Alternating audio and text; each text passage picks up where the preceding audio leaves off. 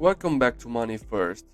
In today's video, I'm trying to provide you all the data and details regarding the Russia and Ukraine conflict so that you can form your own opinion about it. This video has no intention of taking sides politically, its purpose is only for information and entertainment. The conflict's origins have much deeper roots than one might think. The relations between Russia and Ukraine have always been tense since the 24th of August 1991, the day when Kiev declared independence from the Soviet Union.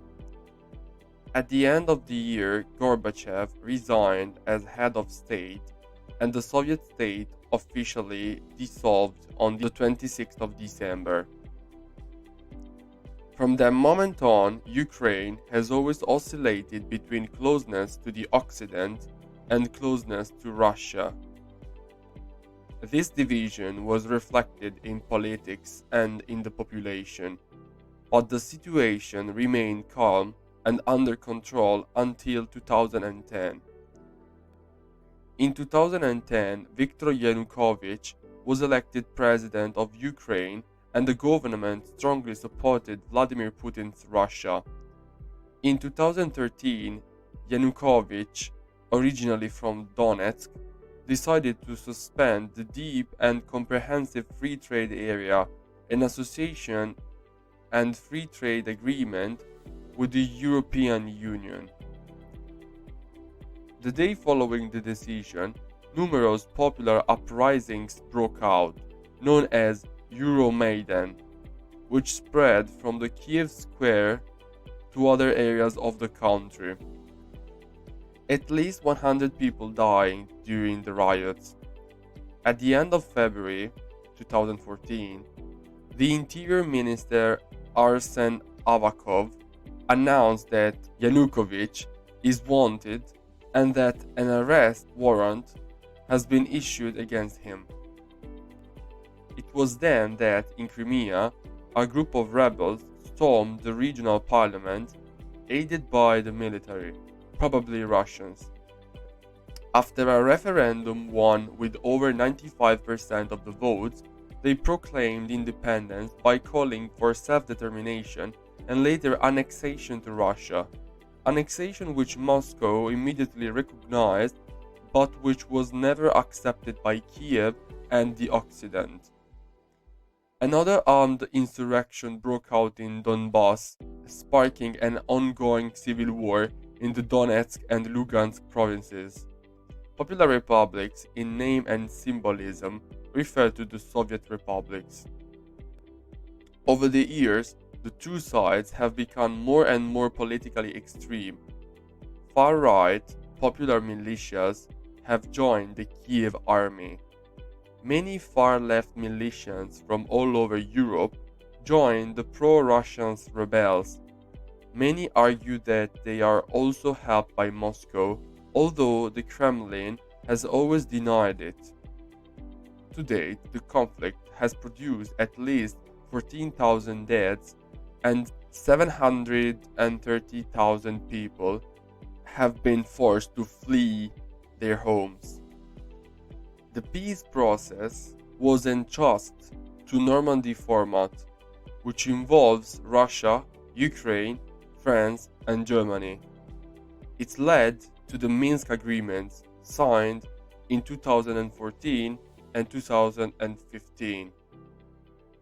Among other things, the agreements included Kiev would ensure autonomy for the separatist regions and amnesty for the rebels. The Russian military left the territory and the ceasefire.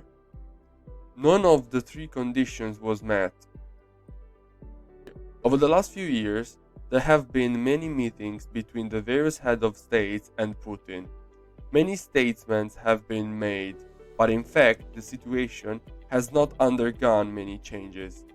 The situation has escalated with the positioning of the Russian army along the borders with Ukraine and with the respective threats of sanctions by the US and the EU. In November 2021, on the occasion of the last deployment of Russian troops on the Ukraine border, Putin said that Moscow needed long-term security guarantees.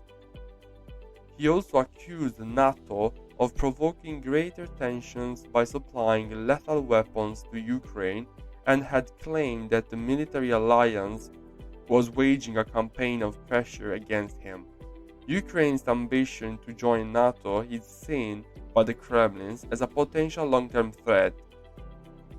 Russia has deployed between 170 and 190,000 ground forces on the northeast and south borders, with a missile deployment potentially capable of covering 95% of Ukraine's territory, to which are added about 40,000 soldiers of the pro-Russian popular militias of Donbass. With the entry of Russian forces into Donbass, sanctions against the Kremlin were not long in coming. American banks were banned from handling Russian military bank transactions, held accountable for financing military operations in Donbass.